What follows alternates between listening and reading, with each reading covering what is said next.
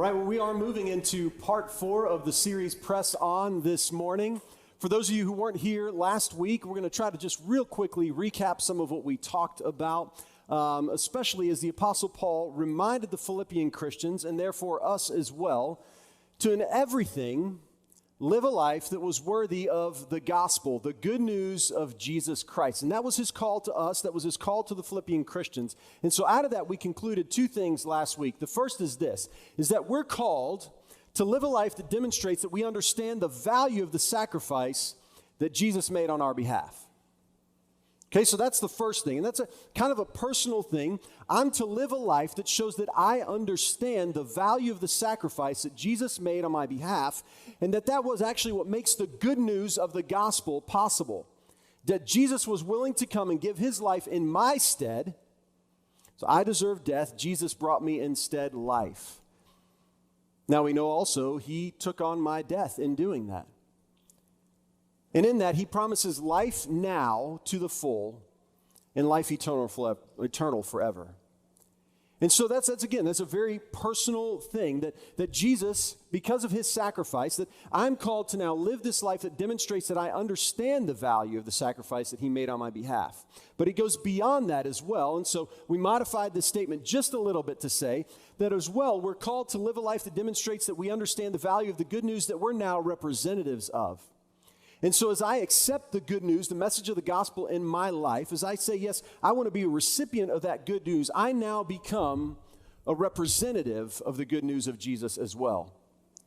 And the way that I live can be something that either leads people to become followers of Jesus, or at least exposes them to the reality and the truth of Jesus, or I can, by my actions, maybe actually lead them the other way.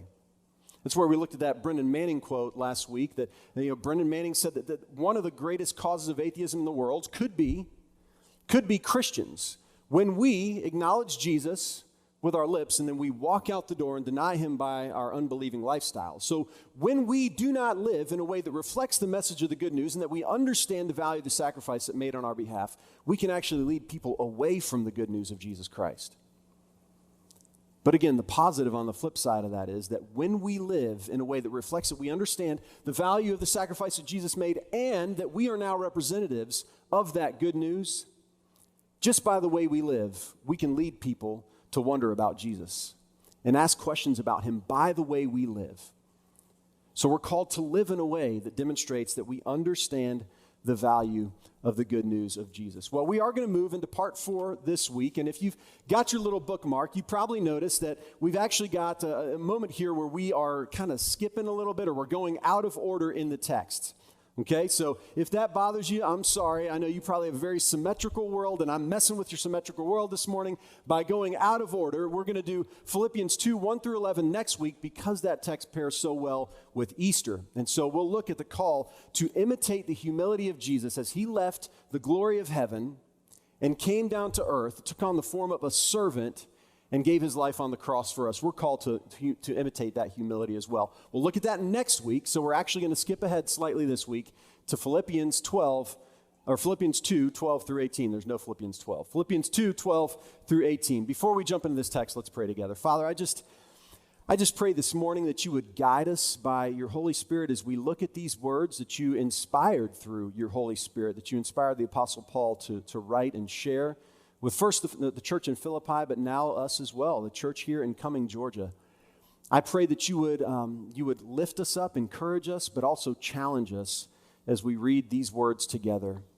May your Spirit be at work in us so that he can then be at work through us as we leave this place. We ask this in Jesus' name, and amen. Well, I said last week that we were looking at a text that really kind of gave you the two different types of preaching, at least the way those are often described. You got the pastoral voice, which is really about encouragement and building you up and saying, come on, you can do this, you're good, or God loves you, and because God loves you, here's how that ought to affect you. And that's a great way to preach from time to time. In fact, we need a lot of that, and sometimes we get then the prophetic voice, which is about exhortation or kind of taking us wherever we are and shaking us just a little bit. And we're going to do a little bit more of that shaking today, but there's also going to be a lot of the pastoral voice in this message as well. So hopefully you won't leave too shaken after 2 weeks in a row of kind of having some of that prophetic voice going on. But this is a text that calls us, just as the whole letter of Philippians does, it called the Philippian Christians to press on, to go deeper into what they'd already been taught and what they already knew. In fact, over and over, Paul actually encourages them and builds them up and says, listen, you're doing such a great job, don't stop. Or, when you're doing this, this is exactly right, so keep doing this, and in fact, do more of it than you were doing before. So do more of the good stuff, leave the other stuff behind, keep on living this way. And so Paul encourages them that way, and that's actually where he's going to start. So he encourages them in a very pastoral way, and then he moves on to saying, hey, listen, here's something we got to watch out for. Let's do better here. This is how he begins. He says, therefore, my dear friends, as you have always obeyed, not only in my presence, but now more so in my absence, continue to work out your salvation with fear and trembling, for it is God who works in you to will and act in order to fulfill his good purpose. Let's deal with just this little bit at the top first. Paul actually says, listen, you guys have been faithful, continually faithful. You've obeyed. When I'm around, you've obeyed. And now that I'm gone, you're obeying. Keep this up. This is so good. You are faithful. You're an example in what faithfulness actually looks like. I mean, can you imagine those words and reading those words from someone who's been leading you? I mean, that's powerful to think that you would be in that way encouraged and built up and actually told, listen, you're doing great in this. They're called out for their faithfulness in a very positive way. He says, look, you've done this when I was here. Now you're doing it when I'm gone. So continue to do this now. Don't stop. Keep it going. And this is, this next piece, continue to work out your salvation with fear. I mean, we could spend a whole message on this alone. And this is actually going to kind of be an aside this morning because our focus is going to be on the next section of text more than anything. But I want you real quick to see what Paul says here because this is important. Paul says, listen, we ought to work out our salvation with fear and trembling. What Paul does not say is work for your salvation. And we need to be plain about that. You and I cannot work to earn our salvation. We talked about that a little bit last week. We can't do that. I can't earn my salvation. There's no way I can be good enough. That's why Jesus had to come and give his life for me, for you. We can't be good enough on our own. But once we've been given this salvation through Jesus, we can now work that out with fear and trembling. We absolutely can. We can live in such a way, this is kind of reconnecting with last week, you and I can live in such a way that that shows we understand the value of the sacrifice that Jesus made on our behalf. And in a way, that is working out your salvation with fear and trembling as you live in a way that reflects you understand the value of that sacrifice.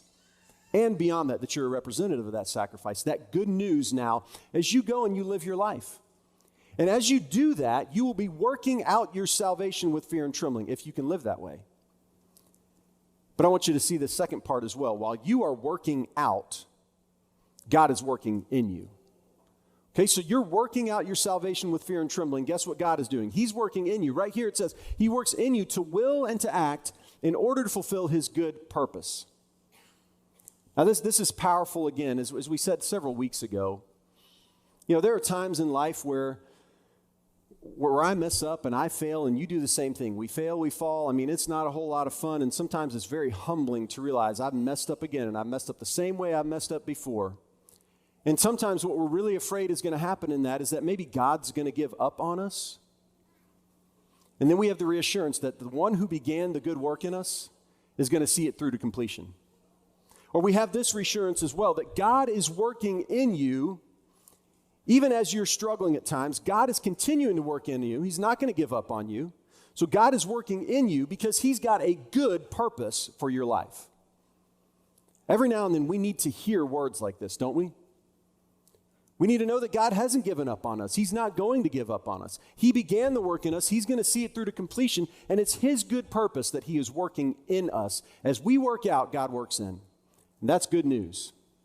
All right, let's continue in this text. Here's where it gets a little bit tough now. Paul's gone from encouraging to exhorting in just one verse. Here he goes. He says, now listen, here's the deal now. Since we know all that's true, God is working in us as we work out. Since all that's true, keep this in mind, Paul says, I want you now to live this way. Do everything without grumbling or arguing, so that you may become blameless and pure, children of God, without fault, in a warped and crooked generation. Now, pay special attention to this right here. Paul doesn't say, listen, do a few things without grumbling or complaining. Do everything without grumbling or complaining until it gets really hard, and then you get a pass, and then it's okay. Then you can grumble, complain some. It'll actually make you feel better if you grumble and complain some. It's cathartic. So go ahead and grumble and complain when it gets tough, and then get right back on the horse and do the rest of the things without grumbling and complaining. That's not what Paul says at all. He says, do everything without grumbling or arguing. This word sometimes right here for grumbling gets translated complaining. You may see that in your translation. But then Paul makes an incredible promise out of that. If we could live this way, we would be blameless and pure, children of God without fault in a warped and crooked generation. Some say wicked and depraved generation. Then you will shine among them like stars in the skies. You hold firmly to the word of life. And then Paul goes on to say, and then I will be able to boast on the day of Christ that I did not run or labor in vain. But even if I'm being poured out like a drink offering on the sacrifice and service coming from your faith, I am glad, and I rejoice with all of you. So you too should be glad and rejoice with me. Remember, Paul is writing this from a prison cell. So as he writes this from a Roman jail cell to these Christians, we talked about this last week, he's not exactly sure what's going to happen to him. He doesn't know. Now, he's fairly sure that he's going to be released at this point in time, and we know from history, this was the first time that Paul was in a prison in Rome, and he was released. Later, he was in prison in Rome, and he wasn't released. There are basically two options once you get in a Roman prison cell. One, you're going to be released, or two, you're going to be executed. I mean, that's it. Wasn't much in between. So Paul knew, I could be at the end of my life, and that's what he means by saying like this, saying right here, if I'm being poured out like a drink offering, if like my life is being poured out, this is the end of my life potentially. He says, even if that's true, the way you're living, and even through what I'm facing, Paul says, I'm going to rejoice with all of you, and you should rejoice and be glad with me as well. All right, so we're going to kind of zone in on just the middle section of this text, because I think it's got a lot for us, and it was what Paul was actually calling through this text. It was what he was pointing to. It was what he was calling the Philippian Christians to do everything without grumbling, complaining, or arguing. Again, Paul didn't say do some things without grumbling or arguing. He said, no, you do everything. This is your life. This is the way you live your life. It's your lifestyle to do everything without grumbling or arguing. Now, I know that's tough. I know that's not easy stuff. And I'll be honest with you, it's easier to preach this message because right now I know I'm stepping on everyone's toes, including my own. It's a lot harder to preach a text where, I'm just stepping on your toes and your toes and your toes, and I'm going to have 3 people mad at me because nobody else feels like they struggle with this. But here's the reality. We all struggle with this, right? I mean, who doesn't struggle with grumbling or arguing or complaining from time to time? We struggle with it. Paul says, I want you to do everything without grumbling or complaining. And then here's the promise that goes with that. He says, in doing this, what will happen is that you'll become blameless and pure, children of God, without fault, in a warped and crooked generation. Now, I want you to think about this for a second. Do you think that most people are more likely to grumble or complain, or do you think that complaining and grumbling and arguing, that's actually the exception, and most people don't actually spend much time complaining, grumbling, and arguing? Anyone have a Facebook account? I mean, seriously. Right? You got to scroll through at least a dozen posts before you get to one positive post. That's why I appreciate some folks who've decided they're just going to be positivity on Facebook right now. And among all the other complaining and grumbling and arguing, they're going to find a way to be the positive voice on Facebook from here on out, right? From time to time. They're just going to put positivity on Facebook. The reality is, if you turn on the news, you're going to get negativity. If you get on Facebook or Twitter or Instagram, most of the time you're going to get negativity. That's what we're surrounded with, negativity. Everywhere we go, there's grumbling and complaining. I mean, we are kind of maybe starting to come out of one of the most incredible seasons of grumbling and complaining I've witnessed in my 40-plus years of life. right? We complain if the restrictions because of COVID are too tight, and then we complain if they're not tight enough, and we complain when we don't like it the way we want it to be, and we complain even when we do like it to some degree because we've gotten into this mode of complaining. We just keep on complaining, and that's all we do. I like it, I don't like it, you should like it, you don't like it, whatever's going on. I mean, we complain and we grumble. That is the default. That is the default of the world around us, and unfortunately, Christians, I think it's our default too. We live in this place where we are in the complain zone. But I want you to see what Paul's promise in this is. If we could live this way, if we can live this way, here's the promise. Then, because the rest of the world is doing this whole thing, right? Then you will shine among them like stars in the sky as you hold firmly to the word of life. I want to take you back to 8th grade science because there's something that happened to me in 8th grade science that you learn new things as you grow, right? And as you age, that's just the way things go. Do you know I did not know until 8th grade science that the stars are always out? I had no clue. In fact, I remember Miss Belyakoff when she told us that the stars are always out. You just can't see them in the daytime. I thought, man, Miss Belyakoff is a liar. Either that or she doesn't know what she's talking about, and she's not a good science teacher. Because I can tell you when the stars come out, they come out every night. That's the only time you ever see the stars.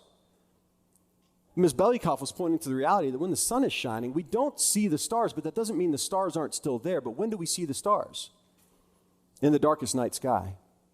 That's when we see the stars. I can remember a few years ago, I went with a group of guys. We went, we were trying to find some adventure, and so we took my boat. We lived in Bradenton at the time. We towed it down to Key West, and we went 70 miles west out to the Dry Tortugas. And there's basically nothing out there. It's called Fort Jefferson. It's a beautiful, beautiful tropical location when you get out there. But at night, there's nothing. There's no power, nothing, no lights. We spent several nights. We would go down to the front side of the fort, and there's a moat around the fort, and we would just lay down. It was really neat because it would get cool, but the sun had warmed the stone of that walkway.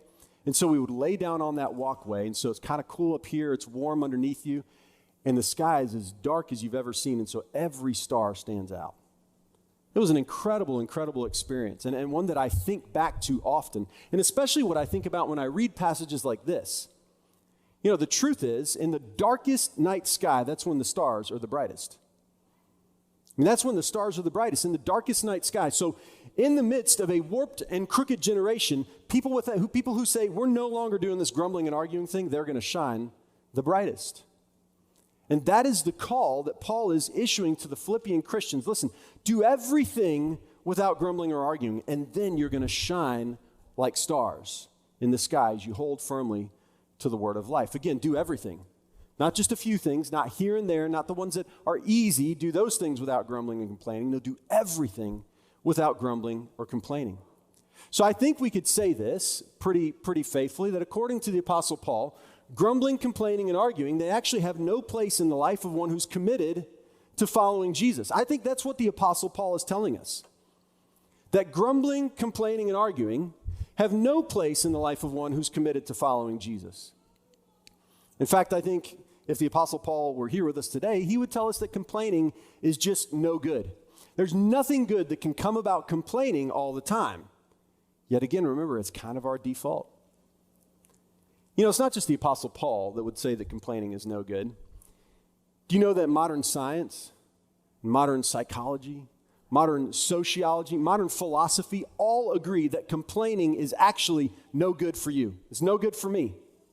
No good. An ABC News study done just a couple of years ago, they share 5 reasons why complaining is no good. And here they are.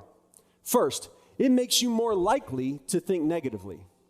So if you complain right now, if you complain today about something and the same thing happens tomorrow, do you know you actually increase your chance of complaining about it again? You do. And then if you complain tomorrow, you actually increase the chance that if it's going to happen again the next day, you're going to complain about it again. And you may actually complain more about it. You may feel more negatively about it the next time that you complain. The way that psychologists sometimes describe this is they say the reality is that when synapses fire, synapses in our brain, when synapses fire, it wires a path. And it hardwires a path. You create new pathways down which you're more likely to travel.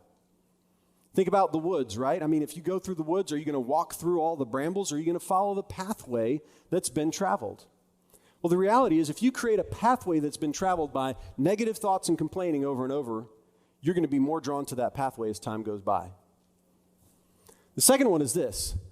Complaining can actually damage your brain.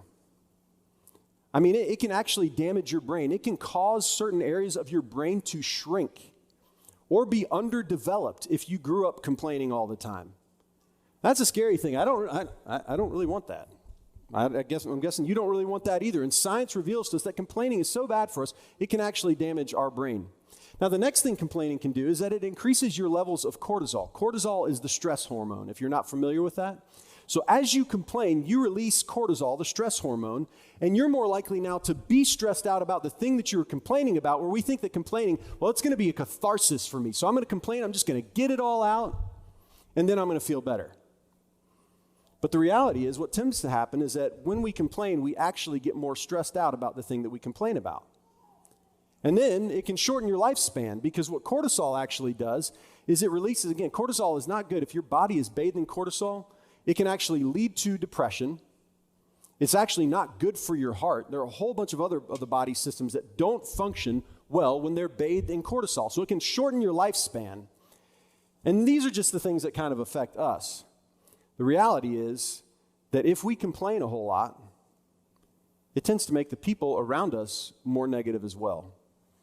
You think about the old saying that misery loves company, right? Misery loves company. It makes the people around us think more negatively. And the truth is, it makes the people who don't want to think negatively, it makes them find another place to be sometimes.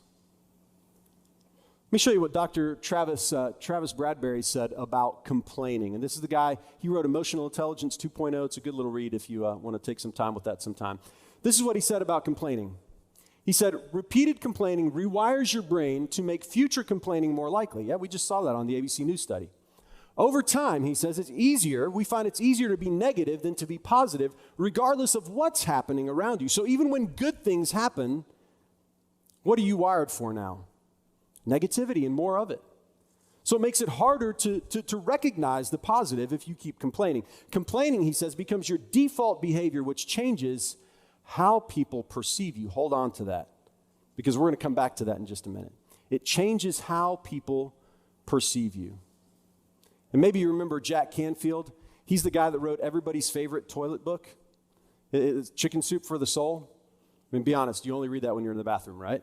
So this is what Jack Canfield said. Good little book, by the way. He said, if you're complaining about how bad it is, what you're creating is more of how bad it is.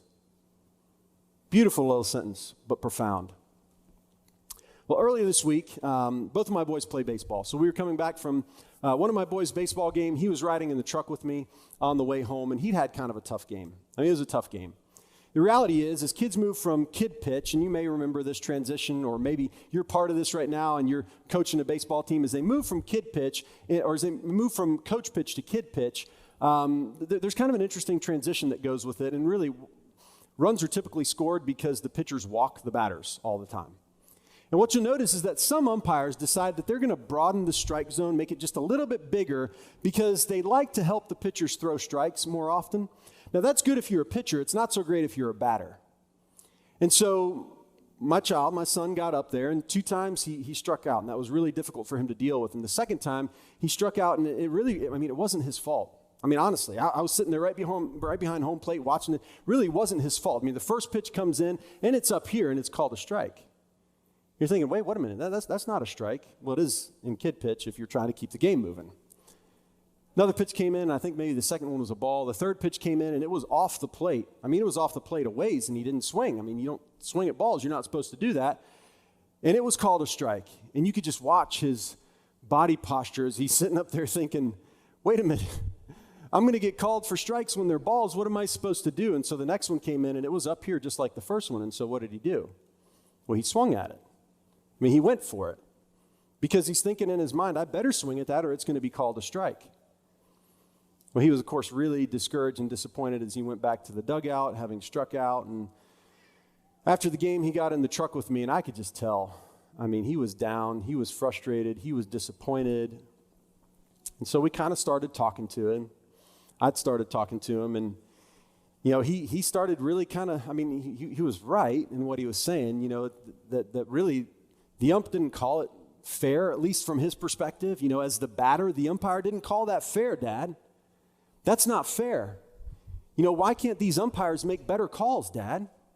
Why is this guy making such a bad call? I don't like this. I don't want to do this. If they're going to make calls this bad, I don't want to do it. And we kind of kept going for a while, and at first I'm kind of agreeing with him, and I'm with him. And at some point in time, we kind of started to cross a line a little bit.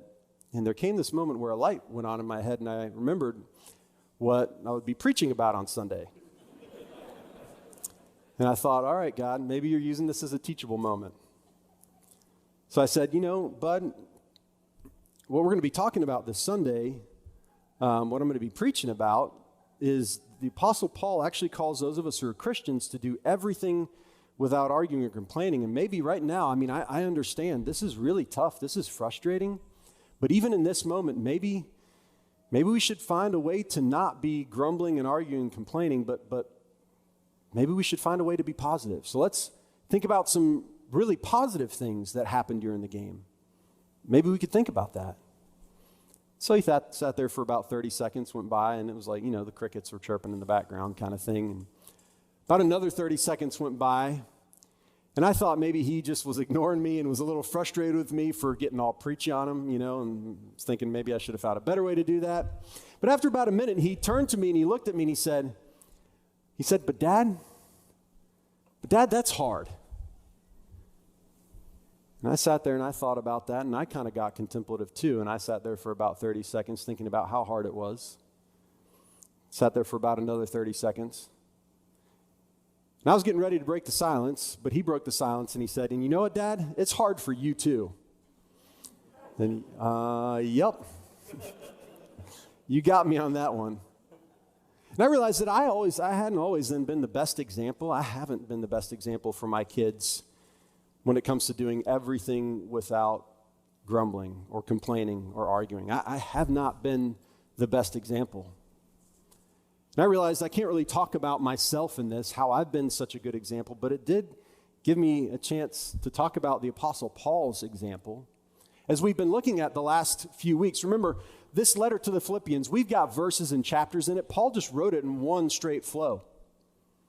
And so everything's in context there. So it's not just broken up into weeks like we break it into weeks here as we try to preach it in a series. As the Apostle Paul is talking about doing everything without grumbling or complaining, and as he's even thinking about sitting in a jail cell and that his life may be coming to an end. Remember what Paul said earlier in this series? We looked at the fact that Paul was in a jail cell, and he could have been complaining about being in that jail cell, and he could have been really frustrated about being in that jail cell because all he was doing was preaching the gospel, and I'm in jail for preaching good news about Jesus? That's what you threw me in jail for? Are you kidding me? He could have done that. But instead, the Apostle Paul looked for opportunities to preach the good news to his jailers. And he said, because of my chains, it's become evident to everyone here in this prison, all of my jailers, that I'm in chains for the gospel, for Jesus. And now all these people outside of the church have become more emboldened and are preaching the gospel even more fervently without fear as they've watched my example. And Paul says, some of them are preaching and they don't have the best motives. They don't have pure motives. And he could have complained about that. He could have been really frustrated about that. But what he concludes within that section is, but the most important thing, he says, is that the gospel is being preached. And so instead of complaining, when the Apostle Paul was on the hot seat, when he was in a place where we look at it and say he had every right to complain, he's not complaining. He's calling out all the positive. And so I was able to say to my son, hey, I may not be the best example of this, but let me tell you about this guy who's an awesome example about this. An awesome example of this. And we were also able to talk about why he was able to do this, the mind frame that the Apostle Paul had adopted. Remember, we talked about the fact that the Apostle Paul realized that he served a God who could turn trials into triumphs. I mean, I think that was his secret. That was why he didn't complain, because he knew that even in my bad situation, God could make something really good come out of it. And if I sit here and all I do is complain about it, maybe I'm actually stepping on God's toes instead of allowing him to, in a constructive way, step on my toes. And I'm taking away, robbing God of his power to take something that's not so great that I could complain about and allowing him to turn it into something good. And through that, maybe sharing the gospel, the good news of Jesus with someone for the first time ever. You know, I think here's what's true about complaining, and we see this in the example of Paul. When we choose to complain, it's almost as if we've forgotten that we serve a God who turns trials into triumphs. I mean, the Apostle Paul had this faith that was so deeply rooted in God, what God had already done for him. He chose not to complain because he knew that even in those moments of negativity and frustration, there was opportunity. So what do I have to complain about? It's almost as Paul is saying, so what do I have to complain about? Because God can make incredible things happen out of this negative situation for the sake of his kingdom, for the gospel, for all of that. So I'm not going to complain because I have a God who turns trials into triumphs. I think he had a different worldview than what we often embrace. I want you to think. I'll give you just a couple quick pieces, and then we'll bring this message together.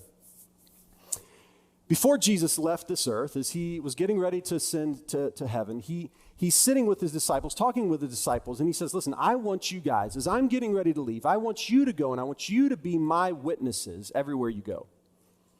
I want you to be the representatives of the good news everywhere you go, Jesus tells them. I want you to do it here in Jerusalem, do it in Samaria, Judea, do it everywhere. And then take this whole thing to the ends of the earth. This is what I want you to do. Go be my witnesses as you go. That's what he says to us by proxy in the Great Commission as well. Listen, I want you to, as you go, I want you to teach, I want you to preach, I want you to baptize, I want you to make these people into disciples and followers of me by witnessing to them as you go. So I think about that word witness. I think mostly in our context, we think about what happens in a trial, right? As we witness, as somebody is a witness. Maybe you watch the old Perry Mason movies, or maybe you're a John Grisham fan, and so you're familiar with the idea of what it looks like to be a witness. I've only been a witness in a trial one time in my life. It was early in my college days. I'd watched an accident happen, and I had seen what happened, and so I was called to be a witness to describe what actually happened, and I don't know if I was the star witness that day or what. There were police officers as well, but at least my testimony was really important to the outcome of what would take place. And I had to describe what I saw, and through that, basically was describing who was at fault and who was not at fault in the accident, making it clear I was sworn to tell the truth, to be an honest representative of what I had seen happen. Okay, so think about that in your mind, what it means to be a witness. Now, I want you to think about the kind of witness that the Apostle Paul says you and I could be if we would eliminate grumbling and complaining from our lives. He says you could be the kind of witness that stands out like a star on the darkest night. Why? Because it would be so countercultural to not complain. I mean, let's be honest, it would be even countercultural within the church to not complain, wouldn't it? I mean, we're not immune to this. It's not just like, well, that's their problem out there. No, the truth is, this is our problem in here as well. We complain and we grumble and we argue, and that's just kind of what we do. And some are more hardwired, I think, to naturally complain and grumble and argue. And so I get it. It's tougher for some than others. But the Apostle Paul says, if we could do this, it'd be incredible the kind of witness that we would have. It would shine like a star in the darkest night. So I was thinking about a clever way to kind of get you to remember this. Maybe the next time you're thinking about complaining or grumbling or arguing, I mean, what would be something that you might remember? And this is going to be kind of cheesy. I'll just get that out there right away. But I hope it will help you remember. I think the truth is, when we grumble and argue, what we do is we kill the star witness. right? When you and I grumble and we argue, we kill the star witness. And the star witness is your testimony before the world about the goodness of God at work in your life, about the God who can turn trials into triumphs. But when we grumble and argue, what we do is we kill the star witness. You and I are called to live a life in which we shine like stars in the darkest sky. And by doing that, we hold forth the word of life to people who need to hear it. I want you to imagine just for a second, what it would look like and how different we would look if we walked out in the world having opportunities to complain at every turn, just like everybody else does. People treat us unfairly. There are times where things don't go your way or where someone takes something from you or where the weather is not what you want it to be. But if we, everywhere we went, if we said, I'm not going to grumble or complain anymore, I've had to get it in my mind this week. There are some words I need to eliminate from my vocabulary because all they do is convey negativity. Some very specific words that I use fairly often that I need to just eliminate from my vocabulary because all they do is convey negativity. They never serve a positive purpose. So why do I need to be saying those words? Maybe I need to make a pact with God, a pact with myself. I'm not going to say those words anymore because they lead me to grumbling and complaining, which is only going to lead to more grumbling and complaining. But if you and I can get to that place where we say, I'm going to press on, I'm going to press deeper, I'm going to go deeper, I'm going to eliminate grumbling and complaining from my life, I'm telling you, you're going to be so different that you will absolutely make a difference everywhere you go. That you will absolutely shine like a star in the darkest night sky because it will be so countercultural, even inside of the walls of this building. As you say, no, I serve a God who can turn trials into triumphs. So I've got nothing to complain about. I'm just sitting here waiting for the good thing he's going to make happen, for the way he's going to work through even the most difficult situations. Well, in just a second, we're going to sing a song, and I know it's a tough message, but it's a tough message for all of us. I hope you allow this song to minister to you as you allow God to challenge you to live your life in a way that you do everything without grumbling or complaining. And then know that in that, you absolutely will be the star witness everywhere you go. Let's stand and sing together.